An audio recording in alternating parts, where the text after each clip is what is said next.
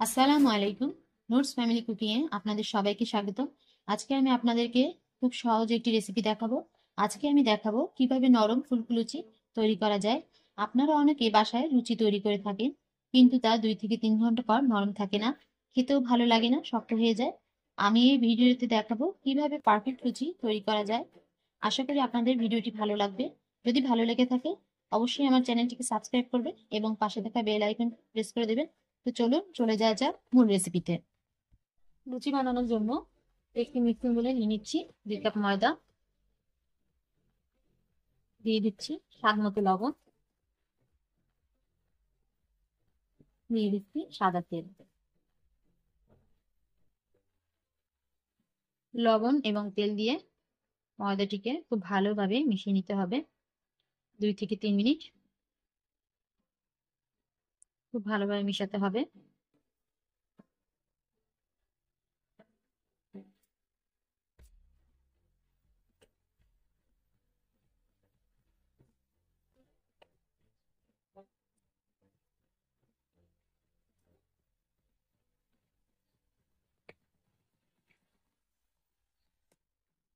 এখন আমি ময়দার ভিতর অল্প অল্প করে গরম পানি দিয়ে দিব। অল্প অল্প করে কুসুম গরম পানি দিব এবং ময়দাটিকে খুব ভালোভাবে মেখে নেব।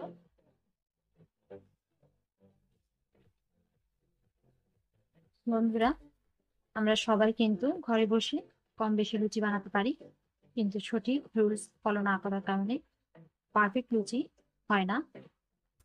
আপনারা যদি পারফেক্ট এবং ফুলকো লুচি বানাতে চান তাহলে অবশ্যই আমার এই রেসিপিটি স্টেপ বাই স্টেপ ফলো করবেন এবং ট্রাই করে দেখবেন।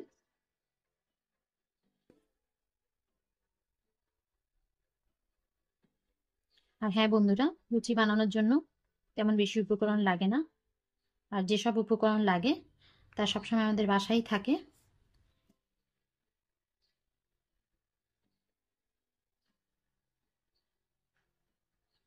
এভাবে সুন্দর করে অল্প অল্প করে কুসুম গরম পানি দিয়ে ময়দার একটি ডো তৈরি করে নেব।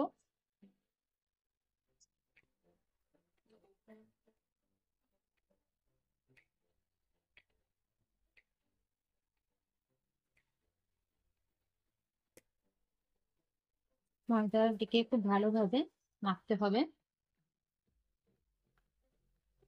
প্রথম দিকেই ময়দাটিকে খুব ভালোভাবে মেখে নিতে হবে।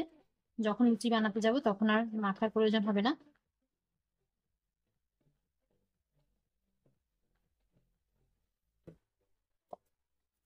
ময়দাটিকে এভাবে ঠেসে ঠেসে আমি চেপে নেব। এভাবে ঠেসে ঠেসে মাখতে হবে।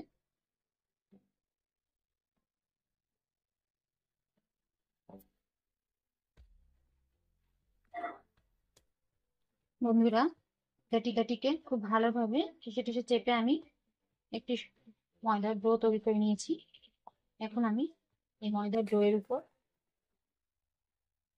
হালকা তেল দিয়ে এটাকে 30 মিনিটের জন্য ঢেকে রেখে দেবো।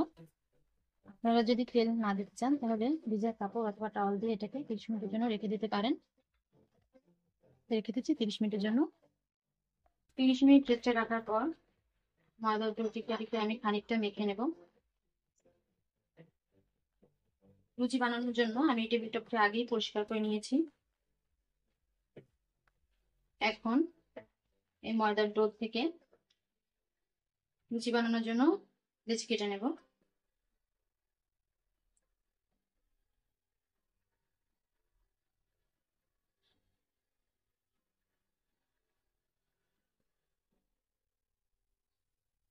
লুচিটা 2 হাতের তালুতে নিয়ে এভাবে করে তারপর আমি এখন বেলে নেব। বেলনে খানিকটা তেল দিয়ে দিচ্ছি। এখন লুচিটা বেলে নেব।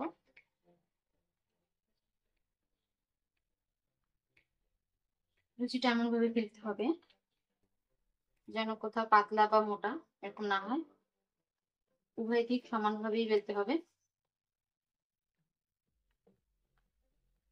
নয়তো লুচিটা ভালো করে ফুলবে না।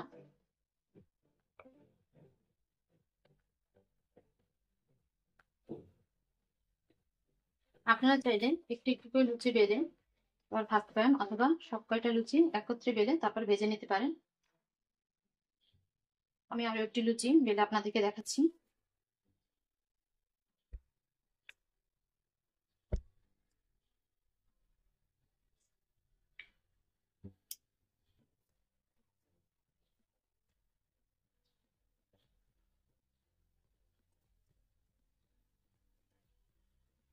এভাবে আমি সবগুলো লুচি বানিয়ে নিব।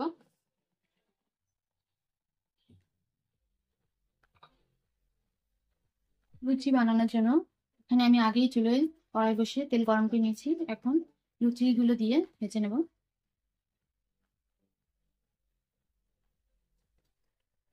লুচি সাধারণত ডুবো তেলে ভাজতে হয়।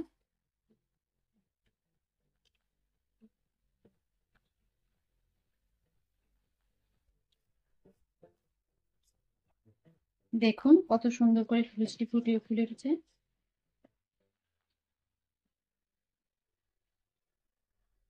এপাশ এপাশ করে আমি লুচিটিকে ভালোভাবে ভেজে নেব।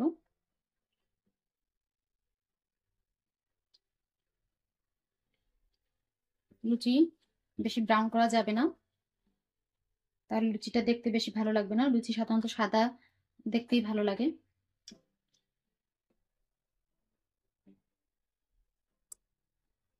এখন আমি লুচিটিকে তুলে নেব।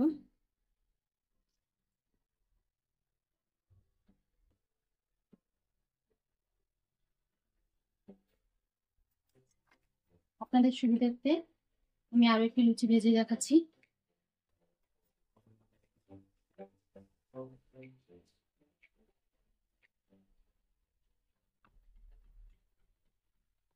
দেখুন কত সুন্দরভাবে লুচিটি ফুলে উঠেছে। এভাবে আমি প্রতিটি লুচি ভেজে নেব। দেখুন আমার লুচিটা কতটা পারফেক্ট হয়েছে।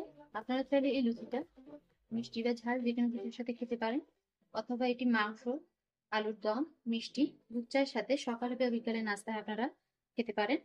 আপনারা এই লুচিটি অবশ্যই বাসায় ট্রাই করবেন। আপনাদের সুবিধার্থে আমি একটি লুচি ভেঙে দেখাচ্ছি। দেখুন লুচিটা কতটা সফট হয়েছে। আপনারা অবশ্যই বাসায় এটি ট্রাই করবেন এবং কেমন হয়েছে আমাকে কমেন্টের মাধ্যমে জানাবেন। আজ এই পর্যন্ত। আল্লাহ হাফেজ।